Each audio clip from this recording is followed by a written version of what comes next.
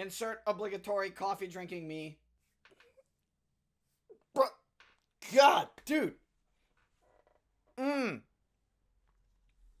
Wow, I was not expecting it to be that bright. What the heck?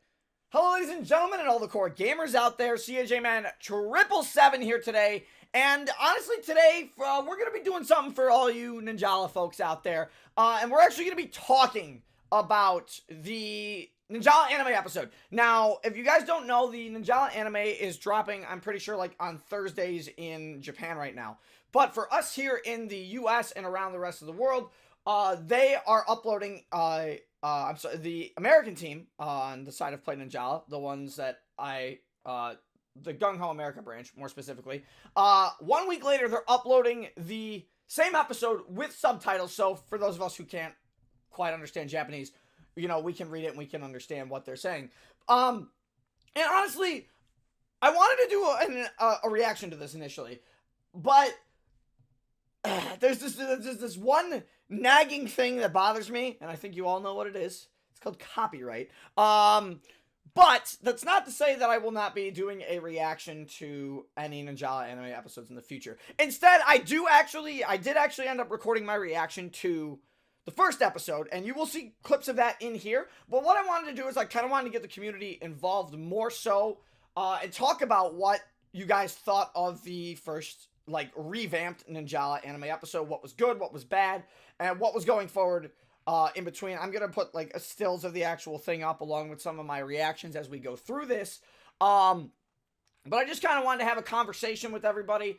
I might not do this for the next one, but I would just kind of want to see how this would go out. So I guess with that we can really kind of just start it out. First off, I just want to say right off the bat, I love the revamp. I do. I love the revamp. I mean, for those of us who are invested in it, we had a Ninjala animated series back then when the game was first releasing, and they were doing smaller episodes, and they were doing a bunch of, you know, more stuff as the game went on. We were getting episodes of characters and stuff. But it always felt like, I will say that the stories were kind of like, they felt almost disconnected from one another. And I think the biggest thing that really bothered me about that is because we're only getting much of the characters, and there's still so much of the lore of, you know, Ninjala that we don't know about. And there's so much of the, you know, the characters' backstories and histories that we don't know about, or something that we didn't get to see. And what this new, like, revamp does is it's combining all those old anime episodes, which I will talk about in a second, because there's some really, really cool stuff that happens because of that. And I think what's super neat is the way they go about it. They're really faithful to some of the original shots from some of the original animated episodes, and we'll talk about that as we get forward. But I'm just gonna say it right now. I think it's freaking awesome. And I really, really like I really like the original, like the opening shot for the anime, because it, you know, it has all the characters. You see everybody pretty much just hanging like from the street light, and it's really cool to see everybody in this new, like, quote unquote animated or anime style, and I think it works a lot better than what we had. Why am I smiling at this? This is awesome, actually. Like, come on, I have to smile at this. And this is just cute. I know we've got, like, a couple pictures of it before, but that's cute. But I really like the opening song. First off, Carrie Pamu Pamu did an incredible job again. But I really like the opening shot of showing all the characters, like, hanging from the streetlight, because it's kind of showing their personalities. And I love the new style and the shading and everything like that. I don't know. The characters look cute, alright? The characters look a lot cuter, I think, in this style than what we had with like, just the flat color. And yeah, it's really interesting because I guess I would say the new anime, it opens up very similar to what we had in episode 0, where it plays the story of the ninja, and it talks about the ninja being exiled and scattering all over the world, and the WNA was founded, and what we know from episode 0. But what's the kicker is that's from episode 0, and what they did is there are parts in the new animated series that have just been massively overhauled and changed, and the first one comes right at the beginning with Burton. First off, god dang, the character design is awesome. I really, really love the character design outright of Burton. And instead of Burton kind of walking down the streets and going, hey, ninja descended here, no, it starts with Burton literally, I swear, Burton is literally a personification of me. If Burton was not Burton, it would be me. They literally start a shot, they start the whole thing with Burton just sleeping in his bed. And to show how nerdy Burton is, they do this. Oh my god, wow, they changed this up. Episode 1. Ninja Gum perfected.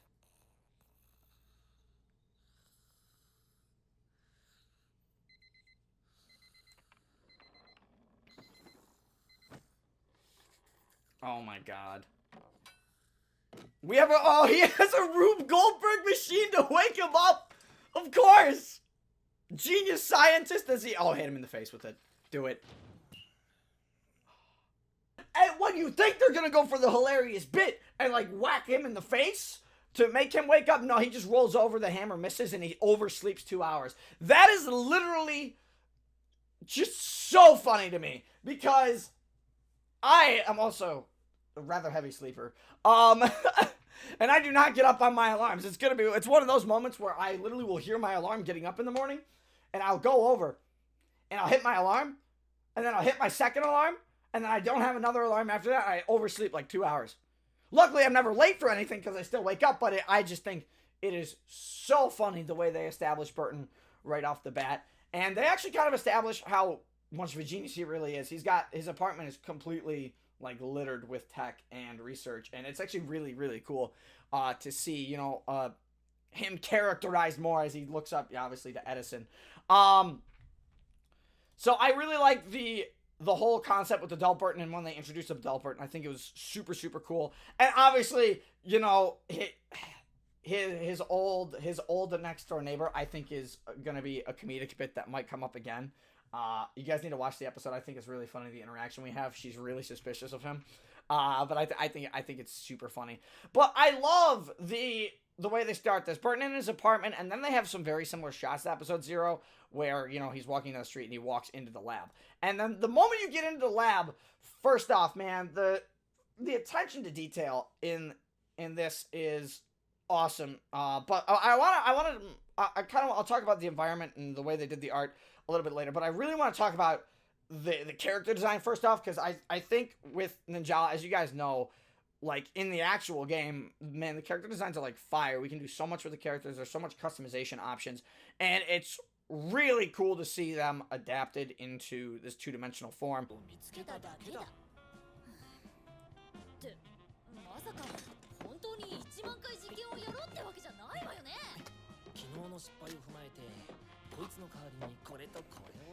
Completely ignoring Baraka, and I feel kind of bad. Especially with Baraka, a lot of people think the redesign of Baraka is awesome. I like it as well. There is one thing on Baraka I wasn't too happy about, and we will talk about that in a second. Ron's design is something else. Man is ripped, dude, and they literally established that the dude works out at 11 a.m. like constantly. So dude's ripped. But we also know that from episode 0, you know, he's probably working for the intelligence division and stuff, and there's story beats that are changed because of this. We're gonna be talking about those in a second or two. But man, it's really nice to see all the character designs and how they really established going into what they kept, I should say, from episode 0 in the character designs, and used that to inspire a more 2D animated style. Which, honestly, let me tell you, animating in 2D is a lot harder than animating in 3D, because once you have the model in 3D, and this is coming from someone who actually has an animation degree, once you get that model in 3D, it's a matter of rigging, and rigging can be either the most tedious thing if you hate it, or it can be one of the most fun and quickest things ever, because rigging offers you so many options. But in 2D, taking the stuff that they had to do from episode 0 into a 2D animated format, I wouldn't say you lose some of that freedom, but you lose some of the ease that comes with animating in a rigged model rather than having to hand draw.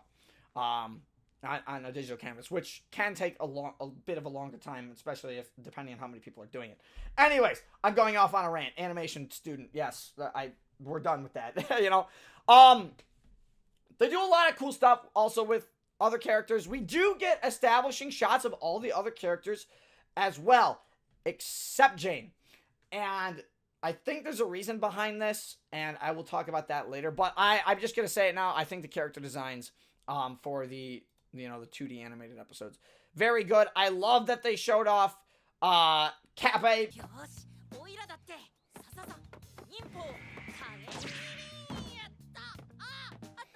Cafe being a lovable dork. And the new design, they did show off Van having good reflex. Dude, the style of this is really good. And then they established Emma as well with the dancing sequence from Emma's original episode, only there is a change to that, which I will talk about later because, again, implications, because with this new Ninjala animated series, they are going to be, like, intertwining and interconnecting these stories more so than what we saw originally. Okay. So it's not quite a remastering like I thought it was going to be. It's actually a combination of everything, with different details thrown in, and I actually really like that. The one thing I will say on the character designs, though, if it's not a main cast member, they seem to the designs seem to falter a little bit. There are establishing things that already raise questions, like with some of the character designs. Like, you literally have members of WNA or members of different ninja organizations in suits, kind of like at each other, and you do see like there is some turmoil kind of going in between, maybe different factions of ninja or something like that. It's interesting, and I want to see where that goes. And obviously we do get, some more we get a look at some more characters with that too, especially ones we haven't seen yet. And that's where it would have ended. But we're getting more. I like this. I do really like that as well. Now, in terms of like the environment art with the shading right off the character design, god dang, man. I mean, this is pretty. It's not the highest of qualities, right? It's not like full on, I got this, everything is rechecked with character, people with character on models, because there are shots that are off model, and I'm not just talking about in-betweens, you can tell. There also seems to be an issue with when the characters are far away, their pink, the pink glint in their eye that represents their ninja is like super big compared to the rest of their eye, but as they get closer to the camera, it shrinks, which I think is a little weird.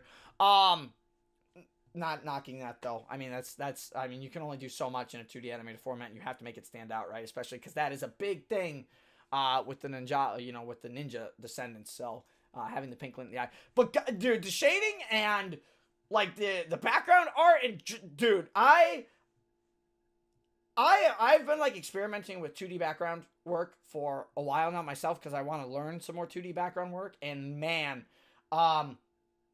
like, I know establishing line work for 2D backgrounds and shading is, like, super important, but you don't, like, feel it. You know what I mean? In the new, and that's a good, I'm saying you don't feel it because it's a good thing. Everything in the background just seems to flow seamlessly into the shading, and the lighting all makes sense on shots and stuff like that. And what they've done to establish, like, some lights and darks in some of the scenes, especially the Burton versus Ron scene when they're at the top of the pipe.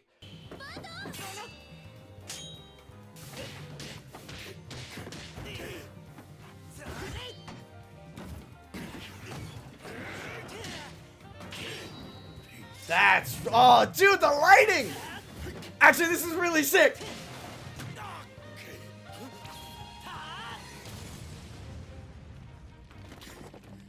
That's actually really sick. Super cool effect that they did compared to episode 0 with like a completely like dark shade filter over it, which is super sick. And the animation on that is like, it's super fire with that. So honestly, in terms of like the environment art, it's super awesome. I love it. Oh, dude, I have too many good things. I have too many good things about this, and there are gripes. I will get to them. So yeah, I guess we can get to that. Anyways, art style, character design, it all works. It all works for this new animated series. And honestly, if as they go forward with this animated series, I can see some I can see some stuff getting like super, super complex. It's gonna be such an enjoyable feeling for sure. Now, anyways, the next thing I kind of want to talk about with the anime. Now, this is something I feel was lacking. We're going to talk about, let me just establish now that we're going to be talking about the voice acting. Now, granted, instead, we don't have an English dub, unfortunately, with this, like we did with the original episodes, which means we are having the JP actors or the original JP actors of the characters in Ninjala. I could be like 100% wrong on that, and they might like have some different people, but all we have is the JP actors. Now, voice work around the world is a very different thing, right? It's a very different thing, and there are some parts that I really like with the voice work here, but some of I think the weakest voice work in this episode comes from Baraka to an extent. Now, again, Japanese voice acting is different from American voice acting. Granted, voice acting is voice acting, but the way it's portrayed by different cultures is very different. And I feel like the biggest gripe I had is that Baraka's felt a little flat. And but what do I mean by flat? Like, I love the way Baraka did things, but I feel like there is more happening with Baraka's character animation showing her emotion than the actual voice actor showing the emotion. And I think that can really draw away from a character. Granted, again, I love the design of the new Baraka, but I feel like some of the voice work for Baraka is kind of flat. Not saying it's bad. I just think in parts it could have been toned up a little bit to match the personality of the character a little bit more. And the same could be said for like some exciting moments. Right, like, for example, when, the biggest one is when Burton freaks out that Goro is inside the Ninja Gum machine. In the original, 3D animated version of Ninja Gum, I actually, here, you know, I'll play a clip of the original 3D version, and I will compare it to, and I'll show you the clip from the, my reaction, because you can tell that there is a super big drop-off in, like, how the reaction is happening. Like, the shock factor just isn't there. And, it's better if you just see it. That's strange.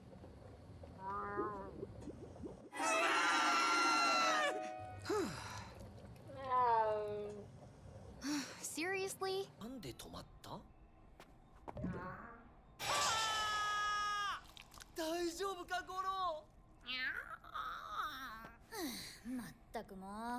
Okay, so, as you can tell, like, again, with the episode 0, we had the American voice actors for this. So, obviously, it's comparing US to JP voice acting. Again, there is a different culture behind that. But if you feel that, I feel like there was more passion put into the US version of Burton screaming that, oh my god, Goro's in the tank, compared to the JP voice actor's job. And this happens a few times as well throughout the thing. With Burton specifically, there's a few shock moments where I just don't think it's right. I don't, like, culturally it's a very different situation, so I'm not gonna knock too much on it, but I do feel like at times, like, there isn't enough oomph factor, I guess is the way to establish that, especially with exciting emotions and stuff like that. When the character animation is selling more than the voice acting, that's a good thing, but if the voice acting isn't, like, matching up with the emotion of the character, it can fall a little flat, if you know what I'm saying. But other than that, I do think the voice acting was fine. I do think the voice acting was fine, besides a few, like, moments here and there, that just felt like it felt a little flat. But again, different culture situation, and I don't want to get, you know, too crazy into that. What do I want to talk about now? There's so many things I want to talk about with this episode, because, again, I really like it, besides, like, the few gripes I have. I kind of want to talk about what this episode means going forward for Ninjala, because there are some really cool things that happen here that completely change how the original episodes are set up. And the biggest one, first off, there's another backstory happening between multiple ninja associations, or, you know, ninja, I guess, clans, I guess is the way to put it. And there is an establishing story. It looks like, side of the WNA, so another side. I wonder if we're going to get like the Space Ninja we've been seeing in the actual game with the story mode chapters, which, by the way, I hope we get another one of those soon. But I think one of the biggest changes comes right out of what they did when establishing the fight between Burton and Ron in episode 0, where instead of, them turning into kids in the lab, in the original episode 0, when Ron gets e-pwned into the wall, first off, they play the sound effect. They don't say e-pwned this time, but they play the sound effect, and I really appreciate that. When Ron gets e-pwned into the wall, Burton and Bereka, it cuts back to Burton and Bereka, and they start talking again. But instead of Ron being stuck to that wall there and the lab completely messed up, Ron escapes. I like that. Okay, Barton. ちゃんと説明して。はっさあ、説明してもらおうか。爆弾 And they just get sent flying into the sky, and there's a really funny small comedic bit where they land next to a kid. They're like flying from the sky, and the kid just goes, "Mommy, they fell from the sky!" And I thought that was really funny. But this changes the way the lore is set up, because more specifically, this changes the way the lore is set up because of Jane. And here's why. If you guys remember in Jane's episode, the original episode of Jane, this is why I think this is also why Jane doesn't show up in Ninja Gum Perfected as well with the Ninjala anime, is remember Jane takes a job from the WNA's intelligence division to go to the lab. And I'm talking in the original. She goes to the lab and gets data, and then she gets ambushed in the lab by Bob. What the heck was that name there? But that's in the original. And then Ron comes and saves her. And then Ron says, my job was to retrieve the Ninja Gum data, and I failed. However, they changed this in the animated episode, because if you see before Ron attacks Burton, Ron actually downloads the data. So he has the actual data. So Ron, technically in the new animated version, has succeeded in stealing the Ninja Gum data, which is really cool. But the big difference happens is when Burton and Bereka turn into kids, and like I said, it doesn't happen in the lab. They turn into kids out in a park in the evening when Burton is explaining the Ninja Gum thing, which he still does in the original episode 0, but in a completely different setting. But you have to remember that lab is completely trashed. When Burton and Bereka go back to the lab at the end of the episode, there's nothing. The lab is gone. There are some advantages, though. And I like that they set the vent up earlier, too. They actually foreshadowed the vent. Very good setup. Very good storytelling with that. 空っぽだ。空っぽ？